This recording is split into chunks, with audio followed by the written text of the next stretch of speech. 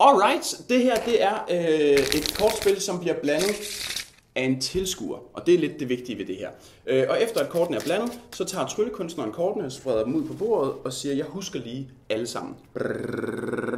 Efter det er gjort, så, så tager tryllekunstneren kortspillet, og så kan han få bind for øjnene, eller nogen kan holde ham for øjnene, og så kan han bare gå i gang med at recitere sort, rød, rød, sort, og så var der en rød og en rød mere, men så kom der så en sort. Men efter den sorte, så var der en sort mere, så vidt jeg husker, og så var der så rød, sort, sort, så tror jeg, der var en rød.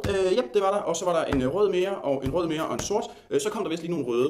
Rød. Var det ikke rød mere, og så var det rød, og så kom den anden sorte 8'er. Ja, se, det her det er bare lige et hurtigt udpluk af, hvad det kan. Så jeg vil råde til, at man lige finder Tobias Badars performance af Lumino. Fordi i tricket, der er også et valgt kort, som dukker op på en særlig måde. Der er også en ret fin sekvens inde i midten, ligesom at jeg nu lige her vidste, at det var den næste 8, der kom.